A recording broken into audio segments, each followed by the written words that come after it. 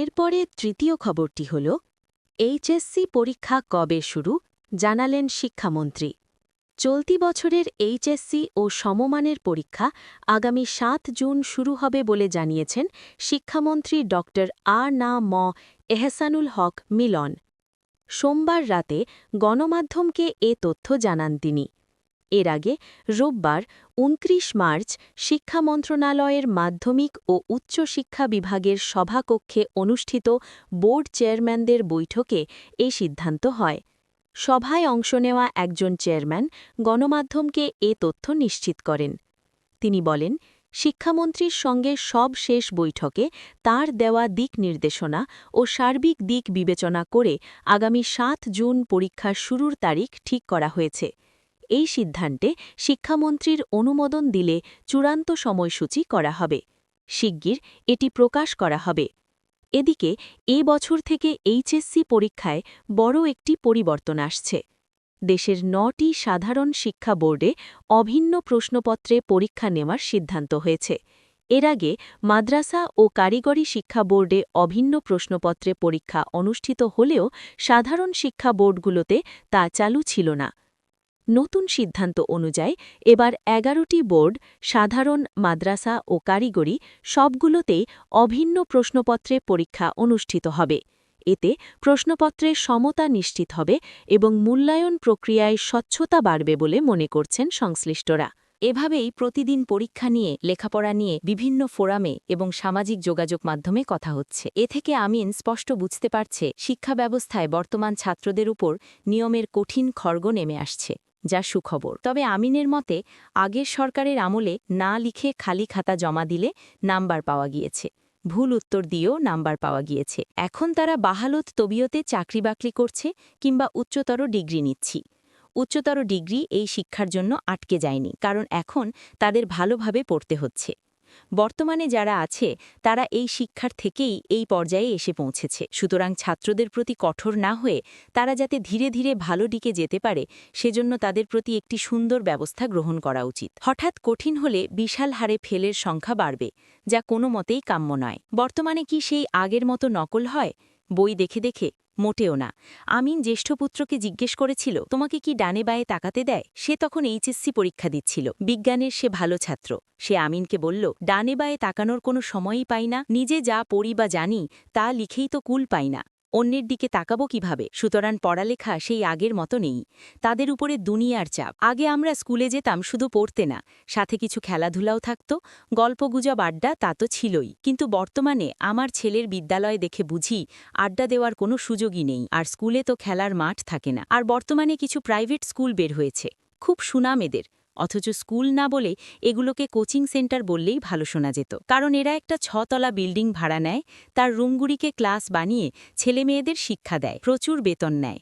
ঘিঞ্জি পরিবেশ, একজনের সাথে একজনের শরীর প্রায় লেগে থাকে। ছোট রুমের ভিতর অনেক ছাত্রছাত্রী বসায়। ইউনিভার্সিটি বুয়েটের স্টুডেন্টদের দিয়ে ক্লাস করিয়ে তাদের কম টাকা দিয়ে ছাত্রছাত্রীদের কাছ থেকে প্রচুর টাকা নেয়। এভাবে তারা নতুন নতুন বিল্ডিং ভাড়া নিয়ে তাদের কার্যক্রম বৃদ্ধি করে, কিন্তু ছাত্রছাত্রীদের মন মানসিকতা, মেধা বৃদ্ধি পায় না। যে কাজটা করে মানুষ মজা পায় না, অনেক ক্ষেত্রেই তাকে সে কাজটা করতে হয়, কারণ সে অপারগ, কোনো দ্বিতীয় অপশন তার কাছে নেই, অনেকটা গোলামের মতো। আমরা কি আমাদের স্টুডেন্টকে তাদের পর্যায়ে নিয়ে যাব? তাদের পড়ালেখায় একটু তৃপ্তি থাকবে না? ঘাড়ে কি প্রচণ্ড বোঝা চাপিয়ে তাকে কুজো করে দেব? আর বর্তমানে আগের স্টাইলে নকলের কথা প্রায় শোনাই যায় না, কারণ এই ফেসবুক, ইউটিউবের জমানায় নকল করা আগের স্টাইলে এত সহজ নয়। এখন একজন স্বামী তার স্ত্রীকে খোঁচা মারলেও সেটা ভাইরাল হয়ে যায়, তাই আগের মতো নকল করা সম্ভব নয়।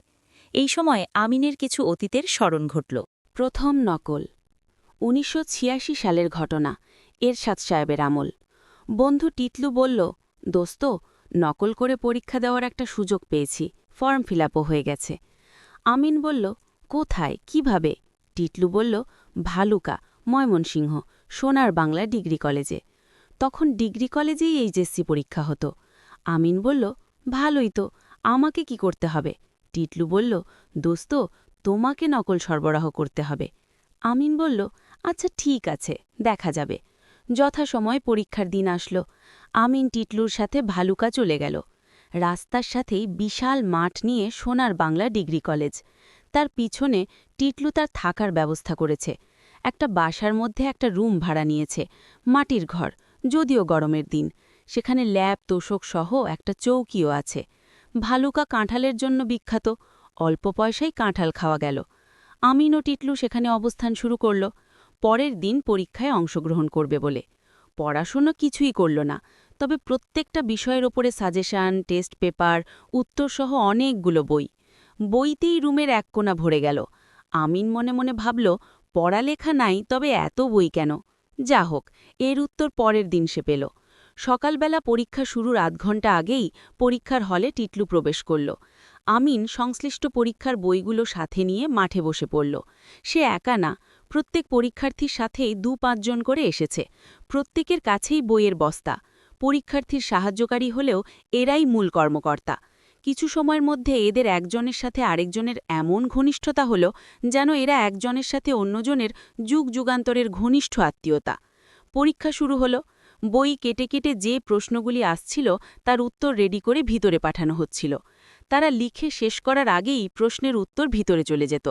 একজনের থেকে আরেকজন পরীক্ষার্থী আদান প্রদান করার কারণে কোনো শর্টেজ হতো না প্রশ্ন উত্তরের। নকল করে দেখে দেখে লিখে সময়মতো পরীক্ষার খাতা পূর্ণ করা খুবই কঠিন কাজ। তারা সর্বোচ্চ ৬০ থেকে ৬৫% লিখতে পারল। এরপরে কি করবে? কোনো চিন্তা নেই। ঢাকা থেকে আসা বিশেষ বিশেষ পরীক্ষার্থীদের লাইব্রেরিতে নিয়ে গিয়ে বসানো হলো। সেখানে তারা বাকি লেখাটুকু শেষ করল। আমিন ভাবল, টিটলু এবার বাম্পার মারবে। স্ট্যান্ড না করলেও স্টার মার্ক তো অবশ্যই পাবে। সেই সময় জিপিএ 5, গোল্ডেন 5 ইত্যাদি ছিল না। তখন স্ট্যান্ড ১ নম্বর, তারপরে স্টার মার্ক, তারপরে ফার্স্ট ডিভিশন, তারপরে সেকেন্ড ডিভিশন, তারপরে থার্ড ডিভিশন, সর্বশেষে ফেল। যা হোক, আমিনকে হতাশ করে দিয়ে টিটলু কোনো মতে থার্ড ডিভিশন পেল। আমিনের মনে হল, সেই যদি একটু ঠিকমতো পড়ালেখা করত তাহলে এমনিতেই সে সেকেন্ড ডিভিশন পেত। ওখানে অবস্থান করার সময় খবর পেল পাশের এক কেন্দ্রে কোনো এক ভালো শিক্ষক পাশ করার এই সুন্দর ব্যবস্থাপনার বিরোধিতা করায় এক সংঘর্ষ বাধে। একজন ছাত্র সংঘর্ষে নিহত হয়েছে। ছাত্রের কথা ছিল, এরশাদ সাহেব জোর করে অবৈধভাবে ক্ষমতায় থাকতে পারলে তারা কেন পড়ালেখা না করে একটা সার্টিফিকেট নিতে পারবে না? খুবই সুন্দর আবদার ও যুক্তি। অবৈধ কাজের জন্য পুলিশ বাহিনীর সাথে লড়াই করে সে তার নিজের জীবনটাই দিয়ে দিল। আমিন জীবনে কখনো নকল করে পাশ করে নাই, তাই এই ঘটনা তার খুব খারাপ লাগল। টিটলুকে বলে সে ঢাকায় ফেরত আসল। এতে টিটলুর কোনো অসুবিধা হয় নাই, কারণ কয়েকদিনের মধ্যেই সে পরীক্ষার্থীদের আত্মীয় স্বজন, বন্ধু বান্ধব সবার সাথে খাতির জমিয়ে ফেলেছে। সুতরাং এখন তার সহায়তাকারী না থাকলেও চলবে।